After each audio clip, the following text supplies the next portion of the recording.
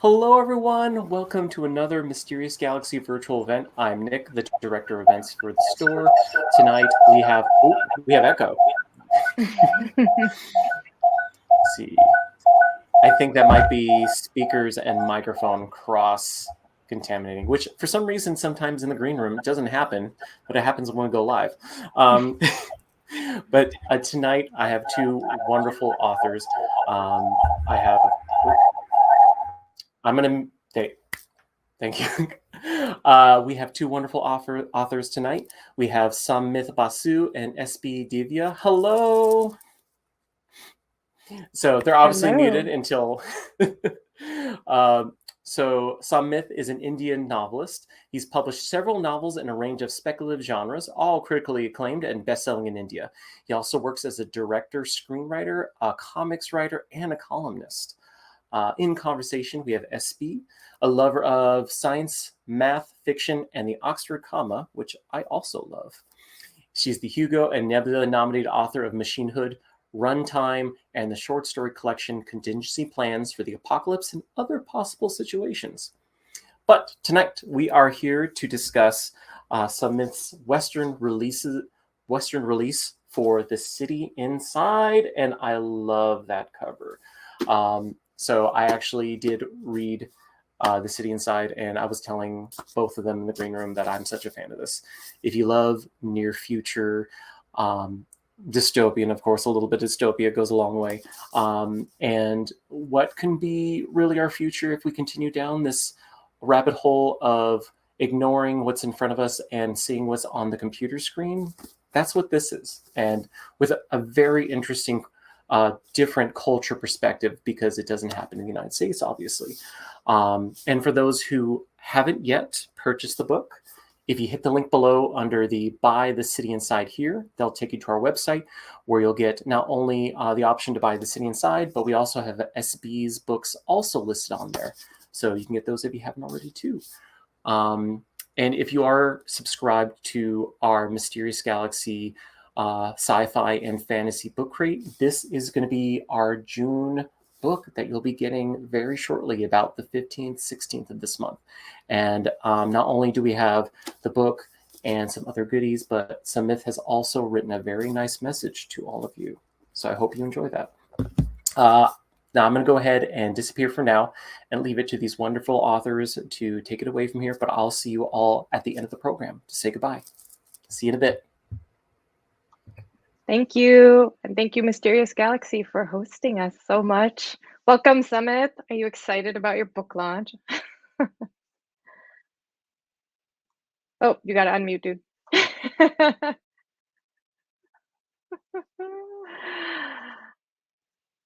Oh, Samit, I think you're still muted.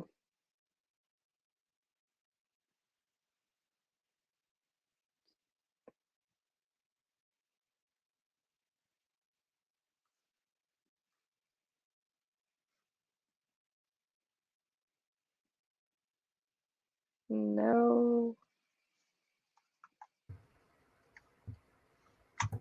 Unfortunately, technical issues do sometimes happen, so we will resolve this shortly.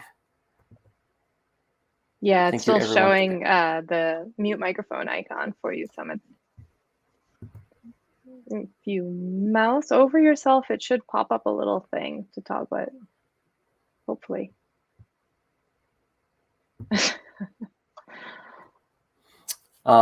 Did you mute on the microphone itself, Samit, or did you mute that in Crowdcast?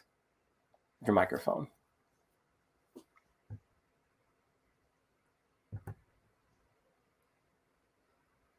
Oh, that's weird. Interesting. Okay. So let me see here.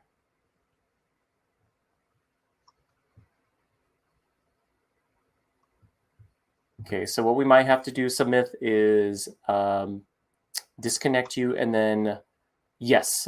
So let me disconnect you and I'll re-invite you again. One moment. Sorry about that, everyone. Seems like a very appropriate occurrence for discussing near future science fiction. Technical difficulties, right? You know what? Gremlins happen sometimes. There we go. There, I'm back, and so is. Okay, there we go. Working fine in the queue. Yeah.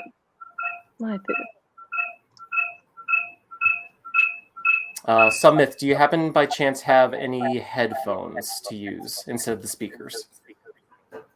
Okay, thank you so much.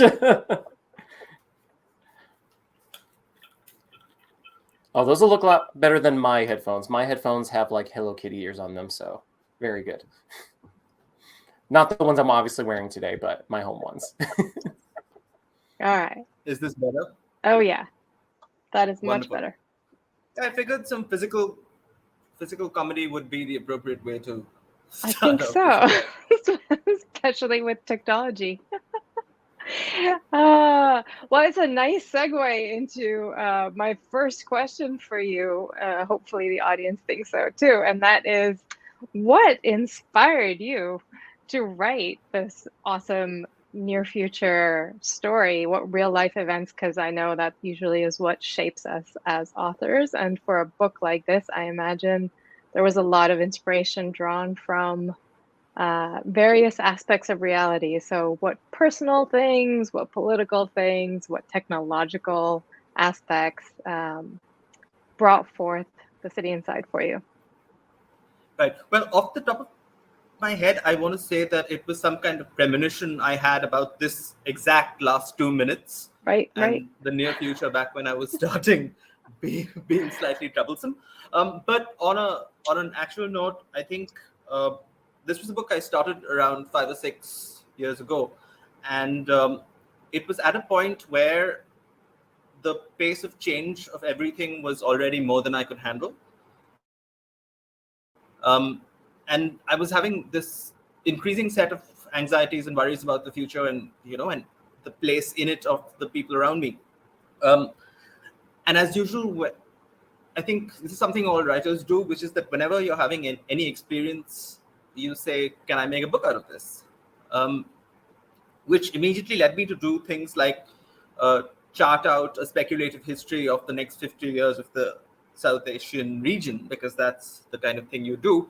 And increasingly, since I was basing this off news and speculative nonfiction and multiple propaganda systems and fiction, but even more than that, the people around me who were dealing with the near future one step at a time where sort of democracy was under threat, all the multiple choice apocalypses that seemed to be heading towards us seemed to be growing larger and larger.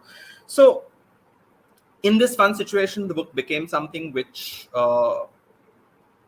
tried to capture the anxieties of the present, but move it 5 minutes into the future to kind of try and take a closer look at it. And also became something where it became about people and places that I actually know and fields of work that I'm familiar with. Because what I really loved about Machinehood when I read it was that you went big, and you kind of took all of this, but you also brought these big concepts into it and this big plot and all of that. And for me, it was about more of the day-to-day of the mundane people. So sort of like Machine Hood's office friend who's watching Machine Hood with awe, but just trying to make the printer work. So that's where the book came from, really. And then of course, through the process of writing it, the news kept spoiling the plan, and the timeline kept compressing. And you know what it's like writing. Oh yeah. Yeah. Well, so I read somewhere else that you said you envisioned this to take place roughly 10 years in the future. And it seemed to me like a decent amount of social upheaval had happened in India in that intervening decade to really kind of change the way people live, the way people interact. And so you said you plotted out about 50 years worth, right? what does this next decade look like as far as your prediction and setup for this book? How did we get from where we are today with the political parties who are in power, with the nationalism, to where the story takes place in your book? Yeah, so I gave up on the timeline for that shortly after beginning the process, which turns out to be a good thing because so for example, in my timeline there was a pandemic sometime in 2024 or 25, right? But um, the rewrite that happened to Chosen Spirits before it became The City Inside tried to factor into its world build the not insignificant and world changing events of 2020 and 21. So it was a constant shuffling around of things. But I also wanted to, while obviously I was writing about anxieties and fears of the present, I didn't want to make the politics of the book completely about present day politics, because just given the nature of how much the world has changed in the last 10 years, I think it's pretty safe to say no one is absolutely sure what political party in what form controlled by what other agency will be in power anywhere in the world. um, so I gave up on that aspect entirely and try to look at it through the lens of people who are at or above my level of privilege, who I was still pretty sure would be around a decade from now, but who hypothetically are in these years children and teenagers. Um, the people who are supposed to be very self-obsessed and narcissistic, but will somehow still show up for big protests when big protests are required, and will be the ones often talking very bravely on the internet, putting themselves at risk. So yes, so the decade that passes in between now and the reality of this book is called the years not to be discussed, and a writer backstage would be the years I couldn't plot because it would be too horrible to write about.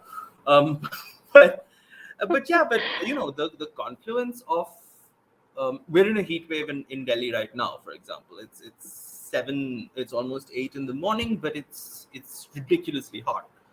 Um, but heat waves, water shortage, power outages, economic fluctuations, social turmoil, um, completely illogically wars elsewhere in the world, causing radical kind of social economic shifts. You can't keep a handle on any of this, but you can just see it all happening. Um, everything everywhere all at once. Plug for lovely movie. Um, yeah.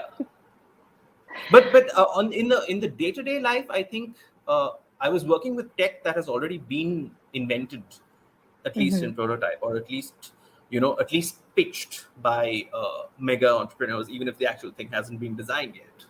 um, Yes. so it was a question of really looking at how things like smart tattoos, or things like you know big data applied to relationships, which we've already seen, all of these social aspects we've already seen explore over the last decade. And in India, they always play out very differently than their intention of design in San Francisco, wherever they were designed. Because we have millennia of expertise in staying the same while quickly absorbing any technological or social shift into existing hierarchies. And so I was more interested in seeing how politically and socially, locally, all of these changes would play out in smart homes and so on. Yeah, you bring up the social aspect, and one part of the book that I really loved is that you do go through all the different power hierarchies, and very common in India, less common for US readers, is that most middle class families in India have a maid who comes home every day and cleans the house, sometimes even does your laundry, sometimes prepares your food. And so they become a very regular and integral presence in our lives in India. And in your book, not to give too much away, but the maid definitely plays a pretty significant, at least pivotal role in the events of the story. What made you decide to have her be so influential, and follow-up question. Would you consider writing more in depth about a character like her or her boyfriend who shows up later and also heavily impacts the protagonist narrative? You know, I think a lot of it was I was trying to look very closely at the homes of people in my social class or in social classes above it. And, thanks to working in a number of industries, it's been interesting because I've been exposed to a very interesting set of houses. And one thing that is constant to all of these houses, even among the extremely rich, even above people who are, say, Indian terms, lower middle class, I don't know how that would translate into the US, there is pretty much always at least a visiting domestic help. And they're always a part of the family. They're always completely wired into the smallest intimacies of the day-to-day lives of the family. So a character had to be present in the setups that I was describing. But also I was noticing during, the continuous political turmoil that's been happening in India,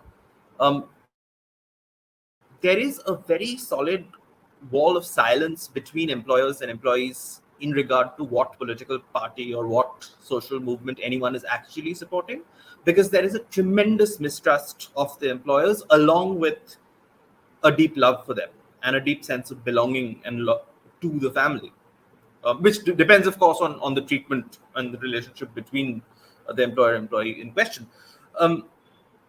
So I love the idea of that being a link to an underground resistance, which the people she was sharing a home with had no idea about because they were too busy being, worried that the fridge was talking to them again. Yeah, I think it's a really it's a good plot device and one that I feel like a lot of science fiction, especially the stuff that trends more cyberpunky for near future, either skews to the criminal element or to the power brokers and doesn't really look at, the domestic help, for example, right? The sort of everyday aspects of life. And you were talking about how integrated they are and they kind of know, a lot of the family details. You chat with them because you see them every day. There's some really interesting parallels between privacy and social media and streaming presence in The City Inside and my own book, Machinehood. And I know a lot of people, in my case, were horrified by the always onness of this future society. What were your thoughts kind of going into your book, which is set, considerably closer to today than mine, in terms of flow stars and needing to have this public presence versus your private life? Just let's hear your thoughts on privacy and social media of the coming decades. Many thoughts, which I will try and compress into some kind of coherent but small time frame. Which is, first of all, in the longer future, which I plotted and then kind of decided was too much for me to take on, but you had no such reservations and you went for it. I was cheering when I saw what you were doing with social media and that public performance and always being on in Machinehood, because it was kind of where I'd gone in my projected plot as well. And Machinehood really helped me come up with some key stuff for my next book, which is kind of even further in the future. So it's been very interesting kind of seeing the timeline of this as we kind of try to plot it, because I think you, like me, remember actively a world with landlines and cassettes, right? So we have been present for the dawn of everyone having to have a public profile and the challenges of figuring out your identity online versus offline, and the way that has been picked up by both advertising and political propaganda to really affect mass culture in insidious ways. also, I think as writers, we've been exposed to the continuous challenges of, public performance versus huddling at your computer or pen and paper and writing, and the utter differences between those two lives. So this is something I think social media is something that most writers are obsessed with in one form or the other, because it is so much about the self and presenting it and where does privacy lie. And at the same time, we're either voluntarily giving away all our data through quizzes about cats, or in countries like this, governments will come and say, hello, give us all your data now or we will make you disappear. So you do that as well. And in India we have both. So the balance between these two things is something that fascinates me as well, which is what I try to address in the book. And thanks to a decade plus in Bollywood and on social media, I've also had very interesting personal encounters with influencers at the beginnings of their careers, and as they mushroom clouded into kind of national level celebrity influencers. So it's a space that I'm fascinated by on a personal level as well. Just these characters and the people behind them who are always struggling to keep up. Yeah, so another thing that that puts me in mind of is I've seen you describe this book as anti-dystopian. And I know, I think for both of our novels and a lot of near future in general, people tend to describe them as being dystopian because they see things in this coming century that they don't like and they don't want. And, this kind of heavy social media presence and expanding influence of it on our lives is one of those things. What do you see in your book that is anti-dystopian or positive, that has changed in the future? I don't get dystopia fundamentally, because dystopia for me is a function of distance, right? So I think for a lot of people, if you're reading even your 1984 or Handmaid's Tale, you're well aware that these are not horrible speculative things that one is thankful will never happen to us, but have happened at varying degrees of distance geographically or time-wise, or are perhaps happening even now in our own neighborhoods. But real life gives us the ability to look away and engage in fiction at a slightly controlled distance, where you can feel empathy for the horror, but also a certain thrill that at least we're safe from this. There is a certain there's that audience aspect to it.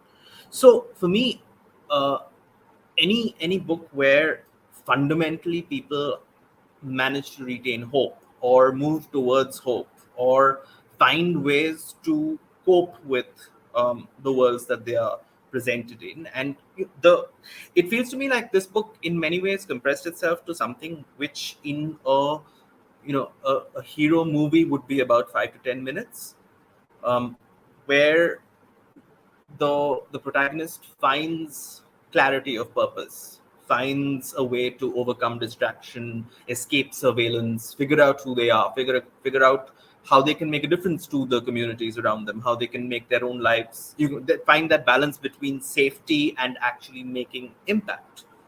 In a situation where there is no wizard telling them they're the chosen one, they have no superpowers, and they don't even know where the villain lives or how they can defeat the villain. So I think the fact that there is no distance between this book and the world that it's set in, or the act of writing it, and that it's, at least for me, I never saw it as dystopian. I thought it was a pragmatic but positive part office comedy, part social drama, coming of age, slice of life type book. So the fact that it's been uniformly called dystopian ever since its first edition got published has made me accept that it probably is one. But I see it as fundamentally the opposite. And also on a very joyous note, I think the actual future is going to be much worse than what's in this book. So I thought I should end this answer on that cheery note. What are some of the things you think you left out in terms of future disasters that could strike in the world, in your fictional world, or in our real world? Just out of curiosity. I mean, you talked about you had originally plotted, a much larger, longer term future, and then you kind of dialed back. So this is actually going to dovetail with a different question, but I think it was N.K. Jemisin who described world building as a writer as an iceberg, where the reader only sees, the upper 15% floating above the water, and everything else is below. Give us some insight onto, what's some of that underwater stuff that got left off the page, but is maybe still in your head as far as the conception of this. Right. So the future is, of course, going to spiral hugely in directions that no one can predict, in the same way that, no one could have predicted that there would be a long-lasting Russia-Ukraine war going on right now. I mean, you could have predicted it, but you just didn't think it would actually happen. And could have predicted it, but just didn't think it could ever actually happen applies to pretty much every day of the last 2 years, and in a more gentle sense, pretty much every day of the last decade. So among the things that I had, been nebulous about is more wars in Asia, more, a return to kind of colonialism in another name, which is kind of happening all over Asia and Africa. Other such cheerful things, which all seem to be things so large that if I went there, the whole book would kind of have to be about that, or it wasn't something that you could really just have happening in the background, because it would fundamentally impact everything in the book, which is why I left that gap in the middle, because there's going to be a lot of shaking of dice inside the container, but this is where the dice land.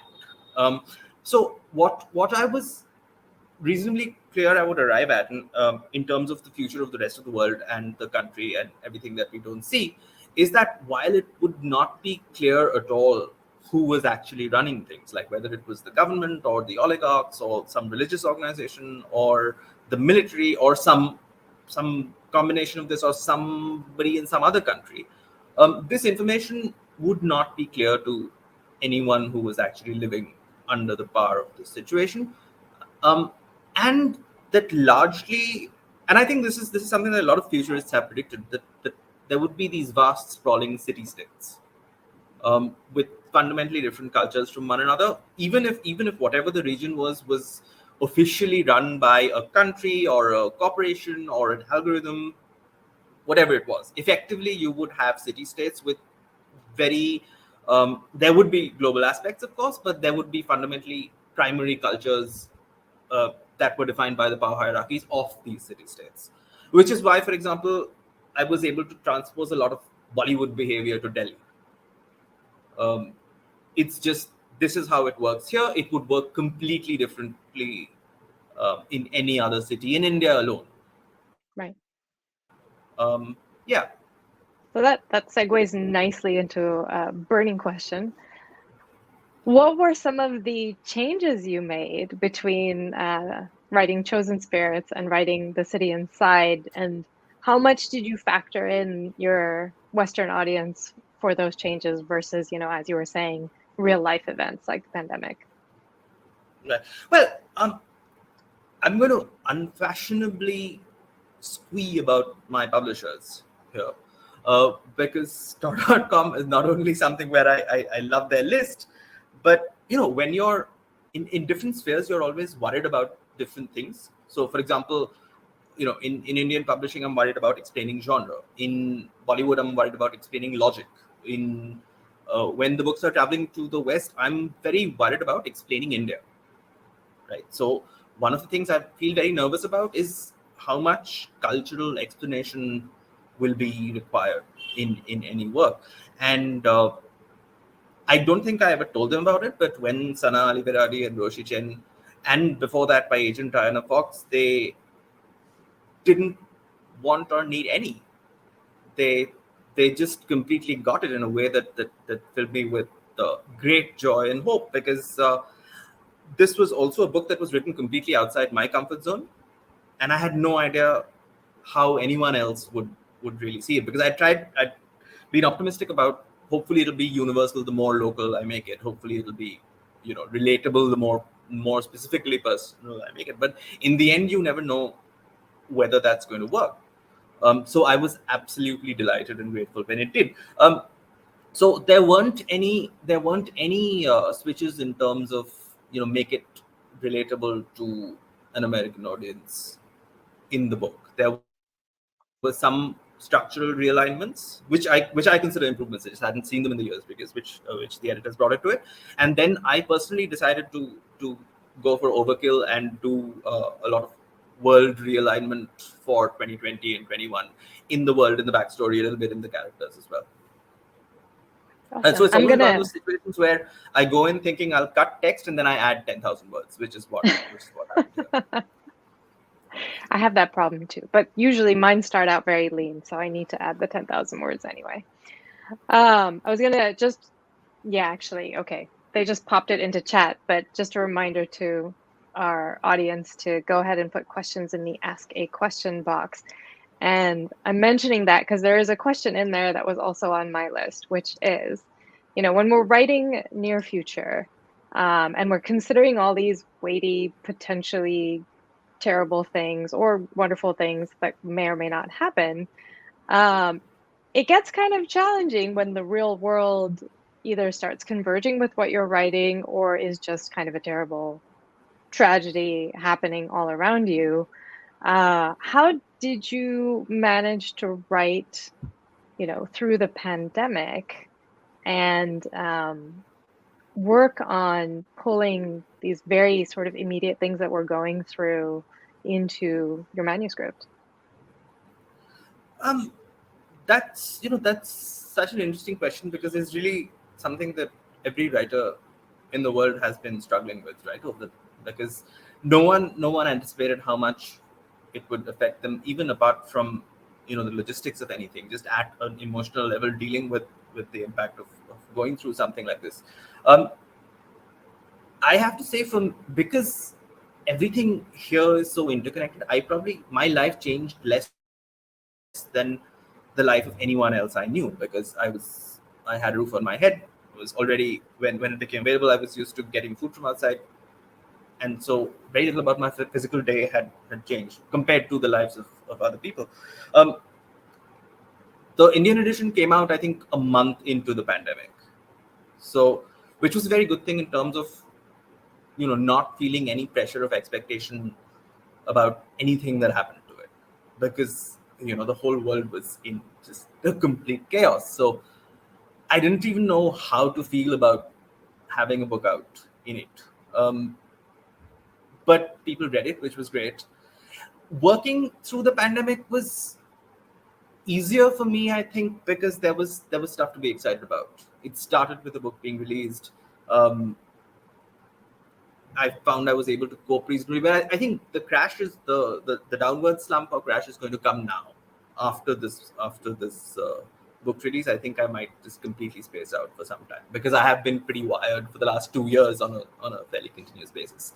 But I've been lucky enough to not be hugely physically affected by COVID, which many people have not been. So overall, mostly I've been feeling that I got out of it easy, fingers crossed. And that sense of being lucky also helps you cope, I think. Other people have much, much bigger problems than I do. So I might as well stop procrastinating and do the work I promised I would do a week ago. It does help to have deadlines, right? That's been my experience for sure. Do you have any tips or advice for people who are maybe struggling a little bit creatively in the midst of all this to write the near future? To write the near future, I think we would be united in not recommending that anyone does it. I just saw the lovely cover for Meru that you revealed a few days ago on social media, and just the epic scale of it. I realized that you had broken free of the shackles and constraints of the near future and the multiple interconnected reality dependent web it bound you in. and you had gone to space. Oh yeah. Yeah. far out into space. Yeah. So I would recommend that if anyone's trying to write near future, do it when things are really comfortable and nice and easy, and you know what's happening in your own life. In terms of generally maintaining productivity and creativity in these times, I would say if there is no point burning out. And when the words are not coming, there are many other things you can do, and they will come back eventually. It's not gone forever. It'll come back. So be easy on yourself and be kind to yourself, is I think the only thing I could say. Yeah, I think that's good advice for all eternity. Be good to yourself, especially when times are tough. I don't know. During this pandemic, I have managed to write a far future space opera, which is not near future science fiction at all. And fantasy retelling of Rumpelstiltskin, which just came out this week. But I have written a couple of near future short stories, and I find that one thing that makes that a little bit easier is to write something positive rather than negative, and also maybe just a little to ignore what's actually happening right at this very moment and push the story out far enough that we can hopefully pretend like the pandemic's over, it's completely behind us, people have gone back to living as openly as we used to without fear. So it's a balancing act. I'm gonna move to a couple other questions from our audience.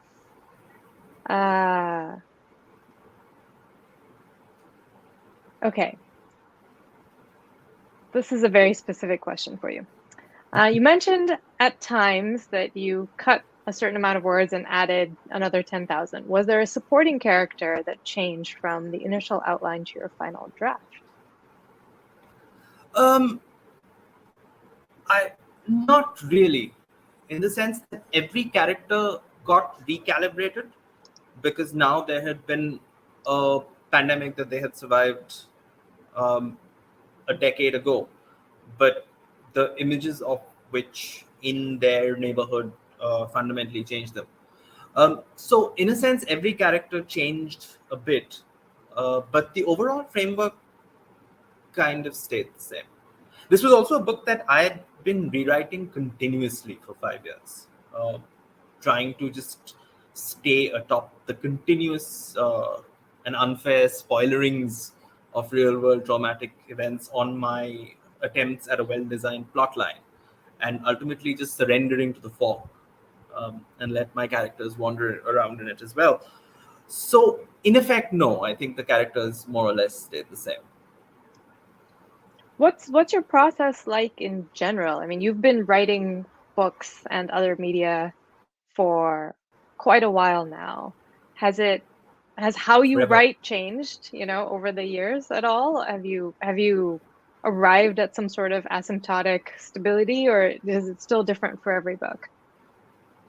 It's quite different for every book, but I think the overall process of prepping has become the same for any medium, in the sense that my outlining process and my research process and my character design, etc. process has more or less streamlined, and this is completely a function of just having done this multiple times, in the sense that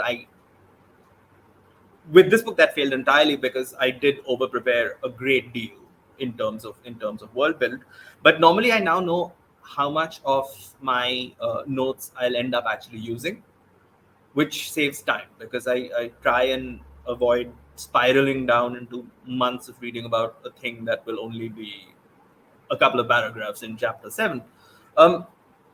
Otherwise, the thing with writing in multiple directions is that it's very hard to keep track of, where is it going overall. But I like that it brings a certain flexibility where you feel, at least whether it's true or not, that you can write anything if you're given a certain amount of time and space to look at it from multiple angles and then tackle that kind of work. So I think that degree of confidence has increased over the years, because This is not a book I would have attempted even 10 years ago. I would have just done a fairly linear adventure and stuck to what I think my comfort zones are. Whereas a mixture of just everything's gone. I should just do what I want. And a certain amount of experience helped me kind of navigate the fairly tricky landscape of this book. Yeah, related question. Someone's asked if there's any new books in the works along the lines of The City Inside. So I will say that, or, do you think you're going to write this kind of near future again? Are you inspired to do more? Not in the near future. I think at a point where there is the word at least makes enough sense to project outward of it, maybe. So I'll not say never. But having done this, there is no escape, so go for more immersion thing for this book. The next 3 or 4 books are going to be about escape. They're going to be action, romance, comedy, fights, people doing really silly things. All right, so that's your ratio. One serious, heavy, near future thing to like 3 or 4 lighter, more escapist fantasy things. I say so now, but I don't know. I don't know, honestly. Did you do any particular in-depth research for this book? Like, did you drill into any specific things? Yeah, for The City Inside. Yeah, I mean, I spent a couple of years, I think, just reading climate change, migration, technology, speculative futures of every kind, a lot about the media and influencer culture, so that, to provide some kind of context into the experiences that I was having on social media or in Bollywood or in publishing or, in life. So it's one of those things where when you have a fairly strong set of, you're anxious about everything, but you're also entertained by everything, and you're also quite interested in everything. You could go into this pattern of just reading for years. Divya, I having read you, I suspect you research a lot. So I do it just perhaps for better. fun. So I feel like better than I do the dangers of not getting obsessed, of getting obsessed with research and learning to avoid it and, put the words down on schedule. So so I had to tear myself away from the research after a couple of years, because it was clear that everyone had a convincing theory, but no one knew what they were talking about, because ultimately it is impossible to predict the future. And it was good to know that it's not science fiction's job to do that anyway, but just to address the hopes and fears of now with a certain amount of interesting distance. So yeah, it was just, I don't even remember. It was a blur of reading. It was ridiculous. My Scrivener notes thing is just a ridiculous place. I feel pride at having built that Jenga tower of multiple topics, but I don't even want to look at it anymore.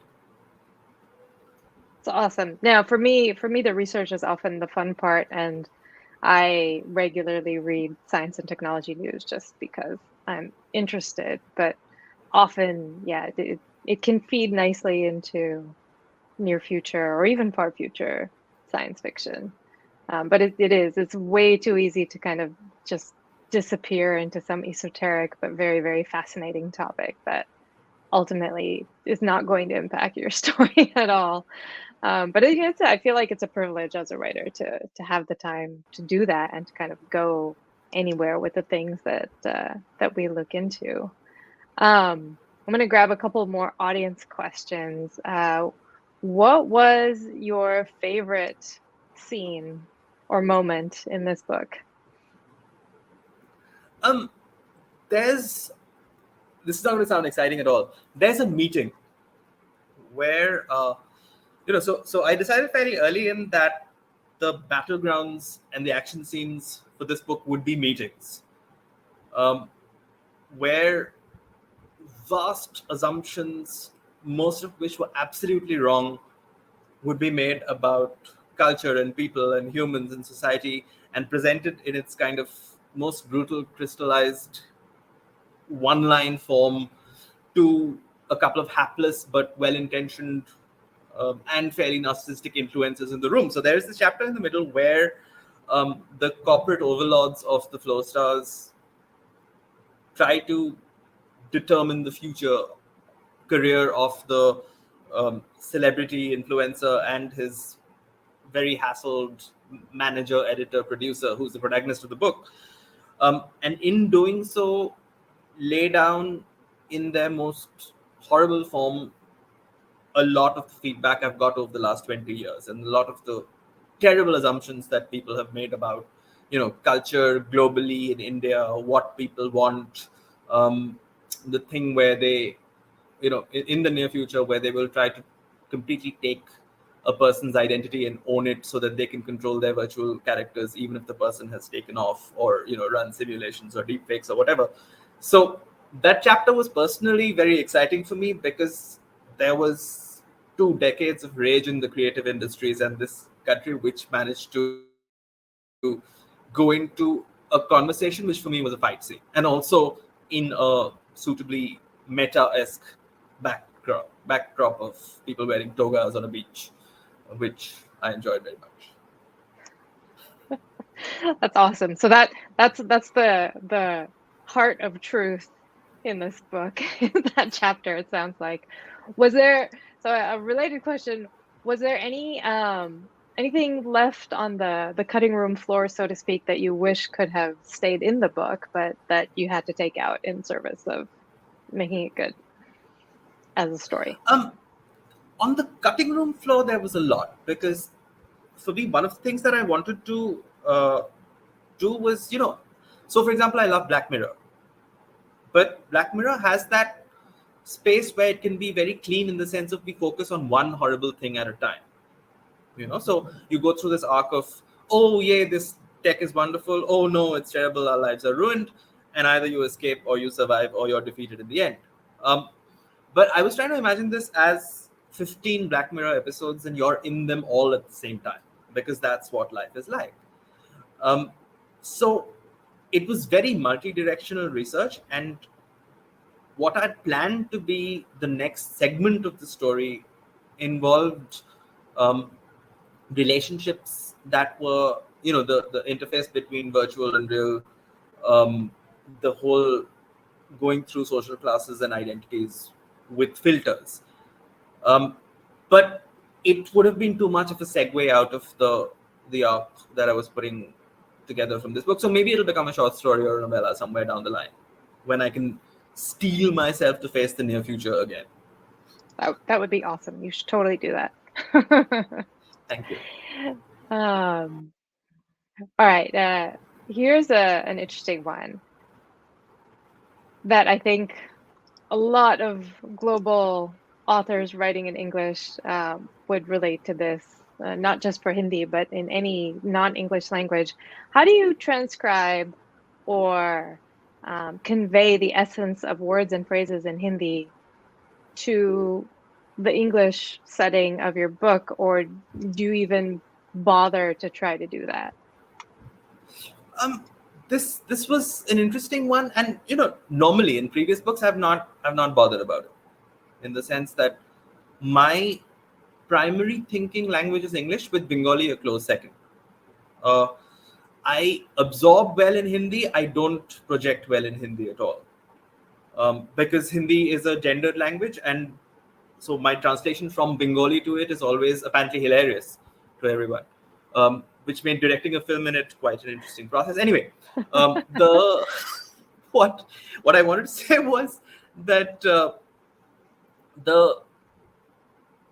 I think I try and make sure that my very specific language dialogue is all in English among English speakers, and keep the translated language to try not to oversimplify it, but to make sure that it means the same thing, even structurally, as the language it was spoken in, if that makes sense. And when words are untranslatable, I use the word. When it's a short phrase, I use the other thing. Never italicize. Um, the readers are really smart. Um, and we've all watched films or whatever where people are suddenly speaking a language we don't understand, and the subtitles are for a different movie. So we just follow. So I've never regretted trusting the reader. Plus, you have Google Translate now. Yeah, but I worry about Whatever Google that's going to Translate do to because your words. yeah, I worry about it because I'm tempted to just go for it, but whenever it translates between languages, I know it's always really not right. Yeah, it gets even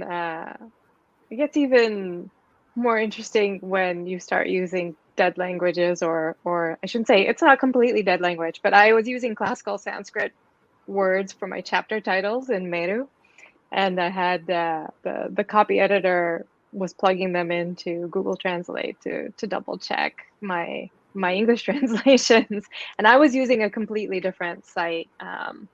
And I took a year of Sanskrit way back in high school, and we did a lot of translation work. So I was well aware of how one word can have, so many different meanings depending on context, right? So it's nice that we have tools like Google Translate, but you can't 100% rely on them anyway for Yeah, that kind of nuance. All right, so final question, the fun one that everybody always has to answer, and that is, what books are you reading right now, or looking forward to, or have read recently that you want to give some shout outs and maybe some recommendations to the audience? Well, I want to first, for the possibly the third time, hold up Machine Hood and say that if you haven't read it, I insist that you read it right away. You will love it, irrespective of whether you like The City Inside or not. But if you do like The City Inside, imagine if City Inside put on a mecha suit and saved us from kaijus, it would be Machine Hood. So I'm also really looking forward to Divya's next, Meru, which just looks big and epic, and I'm very excited by it. One of my favorite books last year was Zencho's Blackwater Sister. I recently read Nevo's Siren Queen and loved that. I'm midway through Vaishnavi Patel's Kaikai, which is very exciting. I'm going to go on a Premi Mohammed binge soon after because I've been waiting to read her for a long time. On a South Asian front, I want to shout out Prashant Srivatsa and Vajra Chandrasekhara, whose books are out next year, I think, and Lavanya Lakshminarayan, who again is a wonderful writer from India, who's, if you like either of our work, I think you will really love her. And independently, I think you will really love her book as well. It's called The 10% Thief. It's out next year. I haven't been, yet again, I have fallen behind on my reading over the last few months because I've just been writing guest posts and doing interviews. No complaints there. I love doing all these things. And to get a chance to is great. But again, I've fallen deeply behind. But I also recently reread one of the books that has been an absolute favorite down the last few years, which is This Is How You Lose the Time War by Amal El-Mohtar and Max Gladstone, which I think everyone here is probably well aware of. This is a problem of luxury. There is just so much amazing work coming out now in SF fantasy and all their cousins in their difficult family. And you can read in so many directions and still have too many books on your TBR. So I'm just magpieing around very happily and always behind. Awesome. The person who asked the question was technically asking both of us, but 100% second everything that Samit just said. And I will only add in there Gautam Patia's The Wall and Horizon, Yes. which are also phenomenally interesting books. And yeah, it's so wonderful to see just the burgeoning of science fiction fantasy throughout the world, and to have books like yours coming out in the US with publishers like Tor.com, who was my first publisher too. So very exciting, and best of luck with the book launch and going forward, the interviews, the podcasts, all of that. And thanks again, Mysterious Galaxy, for having us. No, thank you so much, Divya. And thank you. Yeah, sorry. Yeah, go ahead. Gotta love internet lag. Oh my goodness. Samit and SB, thank you so much for being here with us virtually. I wish it was in person, but you know what? The internet is making this happen for us. So I am very fortunate for this bit of technology in this instance. Again, for any of those who haven't yet purchased The City Inside, you can order yours today through Mysterious Galaxy. Hit the link below and it'll go to our website, because purchasing any of the books mentioned or the books featured for the events, they help us continue to stay open and keep doing what we do and having wonderful events with wonderful authors like these two. And if you haven't also yet subscribed and you're thinking about subscribing to either our science fiction fantasy book crate or our cozy mystery, this is the pick for this month's sci-fi fantasy book crate with Mysterious Galaxy. All right, I'm going to bid everyone a great night. Thank you again, Samit, and thank you again, SB, for being here. I hope you have a wonderful night, and I will see you everyone in the next event. Bye. Bye. Bye.